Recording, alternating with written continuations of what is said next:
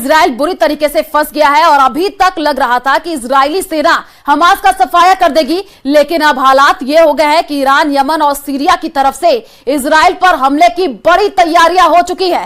Israel ने मौके की नजाकत को भाप करके ऐलान कर दिया है कि अब कयामत युद्ध होकर रहेगा। देखिए रिपोर्ट।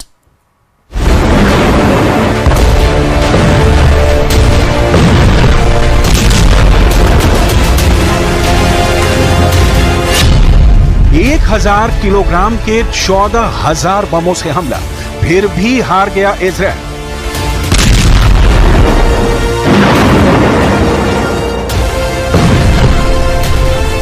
जो इजराइल दावा कर रहा था कि महज 60 दिन में हमास का सफाया कर देगा, वो इजराइल 9 महीने बाद भी अमेरिका और पश्चिमी देशों से जंग के लिए हथियार मांग रहा है। जो इजराइल लेबनान में हिजबुल्लाह के 40 कमांडरों को मारने का दावा कर रहा था, वो इजराइल अब लेबनान, यमन, सीरिया और ईरान से होने वाले संयुक्त हमले को लेकर घबराया हुआ है और दुनिया के सामने कह रहा है कि अगर मिडिल ईस्ट के देशों ने मिलकर इजराइल पर हमला किया तो इजराइल कयामत युद्ध करने के लिए मजबूर हो जाएगा।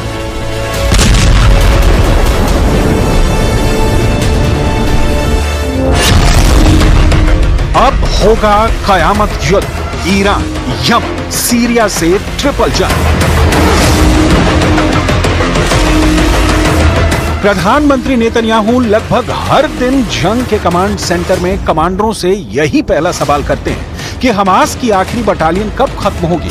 इजराइल के रक्षा मंत्री योव गैलेंट अपने जनरलों से यही पहला सवाल करते हैं कि गाजा युद्ध हम कब जीतेंगे और हिजबुल्लाह के हमलों को कैसे रोकेंगे। लेकिन हैरानी की बात यह है कि अब तक इजराइल के टॉप कमांडरों ने गाजा और लेबनान पर जितने भी बड़ी जंगी दावे किए गए हों, वो सबके सब हवा हवाई निकले हैं।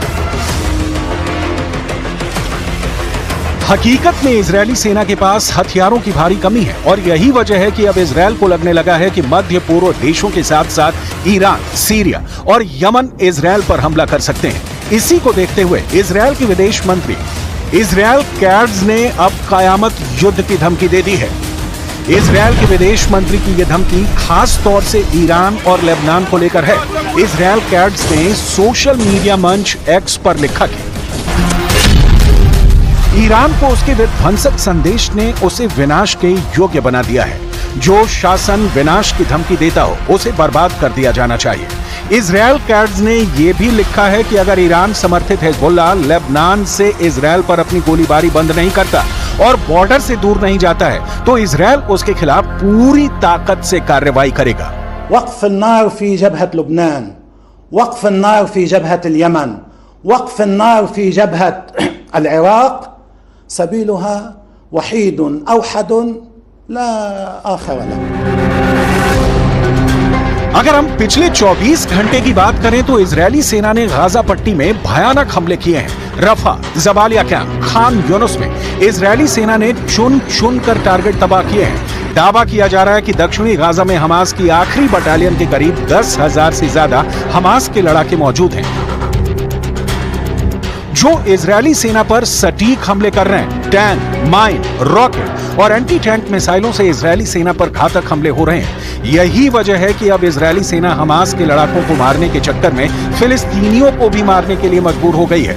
पिछले 24 घंटे में इजरायली सेना ने कम से कम 40 फिलिस्तीनियों को मार दिया है, जबकि 224 फिलिस्तीनियों के घायल होने की खबर है। अब तक गाजा पट्टी में 37,834 फिलिस्तीनी मारे जा चुके हैं, जबकि घायलों की संख्या 86,858 तक पहुंच चुकी है।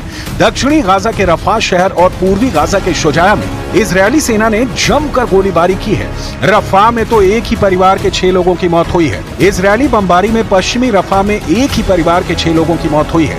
इजरायली सेना खान यूनुस के पूर्व में अबासन और खुजा सहित कई शहरों को तोपखाने से निशाना बनाया है। היבשתית, האווירית, מחזקים את מערכי המודיעין ונערכים לכל אפשרות. צריך לזכור את המצב הבסיסי. המצב הוא שחיזבאללה פתח נגדנו במלחמה, גם אם מוגבלת, ב8 באוקטובר, יום אחרי חמאס, ומאז הוא לא עצר אותה. ובמובן הזה יש לנו חובה לשנות את המצב בצפון. अब होगा कयामत युद्ध, ईरान, यमन, सीरिया से ट्रिपल जंग।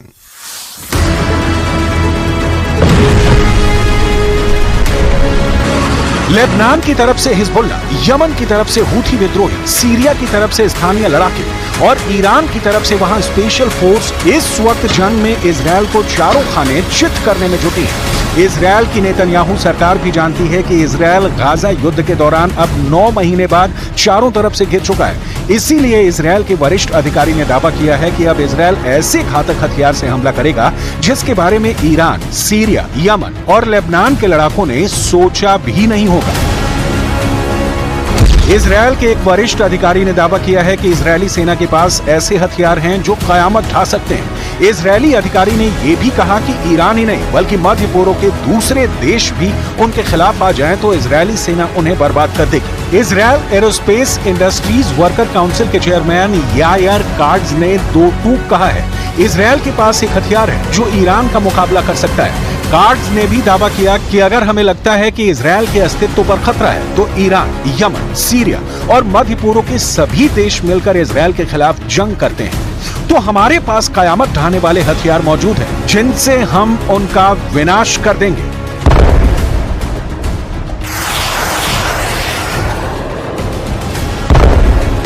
हालांकि हिजबुल्लाह चीफ हसन नसरल्लाह बार बार इजरायल को धमकी दे रहे हैं कि हिजबुल्लाह के पास ऐसे हथियार मौजूद हैं जो इजरायल का विनाश कर सकते हैं। حصلنا على أسلحة جديدة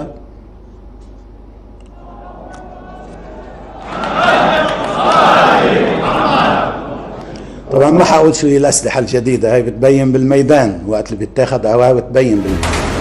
लेबनान की तरफ से इजरायल पर 1200 से ज्यादा हमले हुए हैं। खास तौर से उत्तरी इजरायल पर हिजबुल्लाह लड़ाकों ने घातक हमले किए हैं। हालांकि इजरायल के एंटी रॉकेट सिस्टम ने 95% से ज्यादा रॉकेट को हवा में तबाह करने का दावा किया है। इजरायल इस बात से हैरान है कि आखिर हमास और हिजबुल्लाह के लड़ाके इजरायली सेना के मरकावा टैंक को तबाह कैसे कर रहे हैं। इजरायल के मरकावा टैंक को दुनिया के सबसे बेहतरीन टैंकों में से एक माना जाता है, लेकिन हमास को रफा क्रॉसिंग से ऐसे हथियार तस्करी के जरिए मिल रहे हैं जिन्होंने इजरायल की नींद उड़ा दी है। पिछले हफ्ते ही हमास को हथियार सप्लाई करने वाला एक सप्लायर मारा गया है।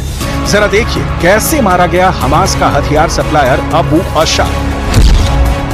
इजरायली सेना के दावों के मुताबिक इजरायली वायुसेना ने रफा के बेहद अंदर हवाई हमला किया है जिससे हमास का हथियार सप्लायर अबू अशाक मारा गया है। अबू अशाक ही हमास को हथियार सप्लाई कर रहा था जिसकी भनक आईडीएफ को लगी, जिसके बाद रफा में इजरायली सेना ने पहले अबू अशाक की कार का पीछा किया और फिर जैसे इजरायली वायुसेना को अबू अशाक की कार दिखाई दी उस वक्त उसकी कार पर 3 से 4 मिसाइलों से हमला किया गया जिसमें अबू अशाक मारा गया। לנו ברור שאנחנו צריכים להכריע את חטיבת רפיח. אני חושב שהמשימה הזאת מתקדמת באופן נחוש, מקצועי לצערי, גם לצד המחיר הכבד ששילמנו היום. ההישגים ברפיח של אוגדה 162, פיקוד הדרום, הישגים משמעותיים מאוד, וכן, אנחנו מתקרבים לפירוק חטיבת רפיח. 9 महीने से चल रही खूनी जंग के बावजूद हमास खत्म क्यों नहीं हो रहा है? इसकी सबसे बड़ी वजह है अबू अशाक जैसे हथियार सप्लायर जो लगातार हमास को हथियार दे रहे हैं। जरा सोचिए, अबू अशाक हमास को कैसे हथियार सप्लाई करता है। आतंकी अबू अशाक हमास को हथियार की तस्करी करता था। अबू अशाक 7 अक्टूबर 2023 के बाद से ही हमास को रफा क्रॉसिंग से हथियार सप्लाई कर रहा था। खबर यह भी है कि अबू अशाक अंडरग्राउंड टनल के जरिए हमास को हथियार पहुंचा रहा था जिसकी खबर आईडीएफ को लग गई थी। गाजा पट्टी में आईडीएफ इंटेलिजेंस की तरफ से दिए गए इनपुट के आधार पर इजरायली वायुसेना ने एयर स्ट्राइक की जिसमें आतंकी अबू अशाक मारा गया। इजरायली वायुसेना ने रफा में रात भर रेडी टू फायर रॉकेट वाले एक लॉन्चिंग साइट को भी तबाह कर डाला है।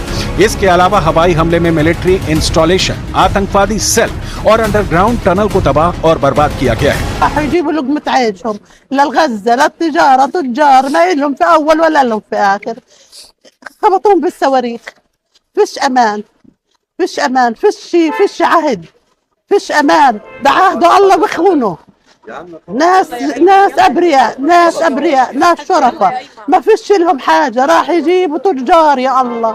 قتلوا التجار، قتلوا الناس، قتلوا الأطفال، قتلوا النسوان، بهدلونا. يا رب انا بقول بس حسبنا الله ونعم الوكيل اكتر من كده. पिछले एक महीने से हिजबुल्ला और इजराइल के बीच तनाव अपने चरम पर है।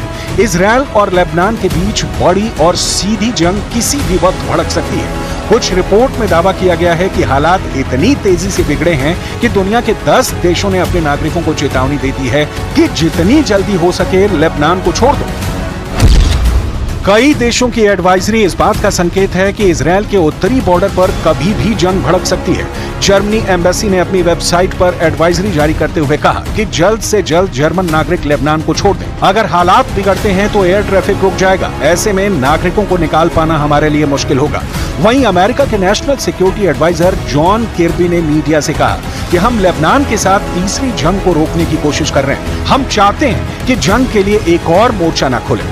नीदरलैंड के विदेश मंत्रालय ने कहा है कि डच नागरिक लेबनान की यात्रा करने से बचें और वहां रहने वाले नागरिक जल्द वहां से बाहर निकले। इसके अलावा कुवैत ने अपने नागरिकों से लेबनान छोड़ने को कहा है, जबकि कनाडा ने साफ साफ अलर्ट करते हुए कहा है कि उनके नागरिक तुरंत लेबनान छोड़ दें, जबकि उत्तर मैसेडोनिया ने भी अपने नागरिकों को तुरंत लेबनान छोड़ने को कहा है।